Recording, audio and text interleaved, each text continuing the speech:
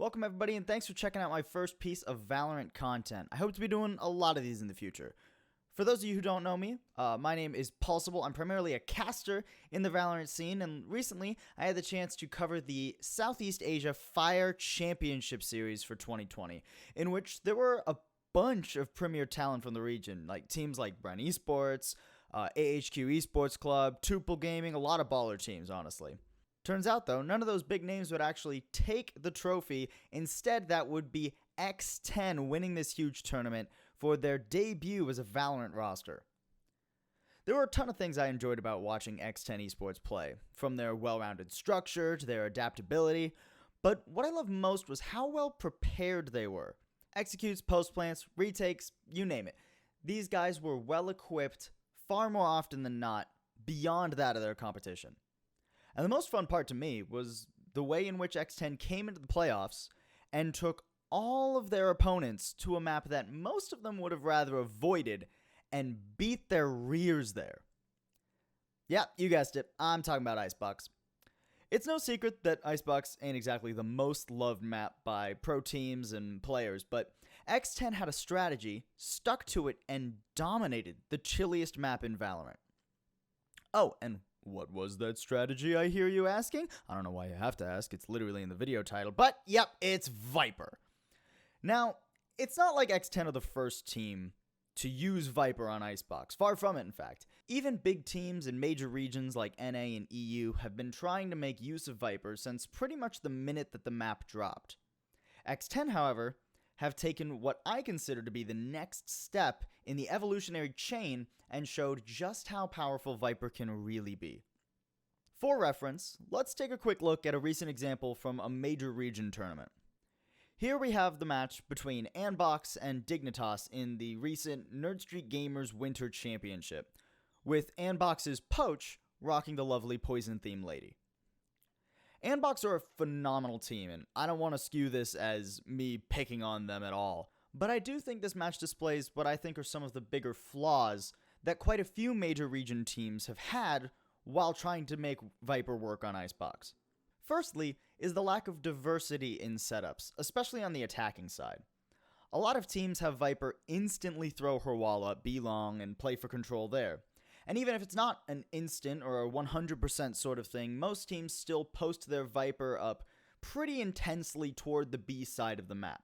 Now this isn't inherently wrong, because it gives them very consistent advantages in that area, and it can be pretty difficult to get control there otherwise as an attacking or even defending team. But I do think there's a point where if it's too repetitive, a good team will be able to adapt and punish it throughout the course of the game. Secondly, the Viper utility doesn't seem to be optimized within the strategy of the team. Take this round for example. Anbox get solid control of the site, they have a wall that blocks a lot of important angles, and it seems to be a pretty good setup.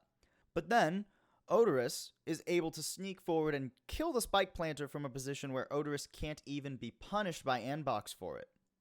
This tiny little opening becomes a huge weakness in this particular push, and allows Dignitas an opportunity to control the spike in a position where it's nearly unrecoverable for Anbox.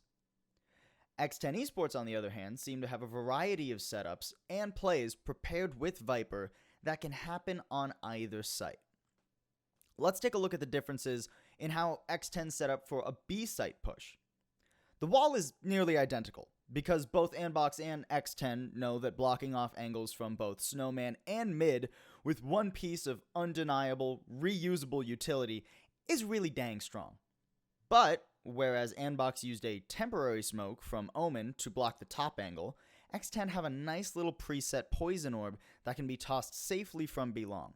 This is a very minor difference, yeah, but it does mean that when the defending team comes in for a retake, X10 have an on and off switch to make the defending team's life a living hell, and it can be activated without any risk to the Viper player. You can post them up in B-long cubby and just have them click that button over and over again, doesn't even matter.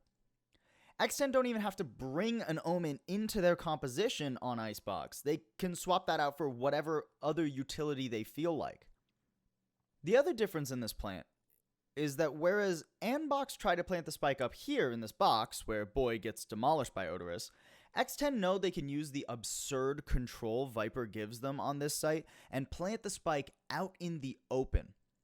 Funny enough, it's actually safer in this scenario for X10, and it makes trying to defuse that spike ridiculously hard while any of the members of X10 are still standing. And this is just one basic setup that X10 have on one of the two different sites for their attacking side alone. They also have a great basic A setup, a handful of different walls and orbs based on what ultimates X10 have in any given round, like this round here, where they set the wall much deeper into mid and then use the Rolling Thunder to carry them onto the site.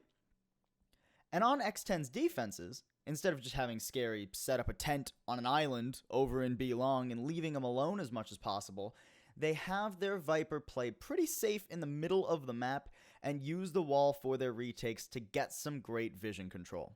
Now, there are weaknesses to the way X10 use the wall because once it's down, their opponent can pretty easily read what X10 are going to do, and a team that's strong enough or prepared enough could counter-strat it with a heavy set of flashes or even specific retake setups with smokes and the like.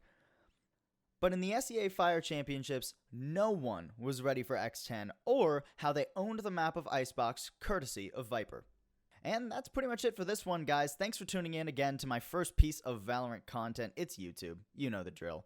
Like, if you liked it. If you don't, comment. Tell me what I did wrong, what you think I could do better. I am more than willing to learn. And make sure that you follow either here or over on my Twitter. That's primarily where most of my Valorant stuff goes.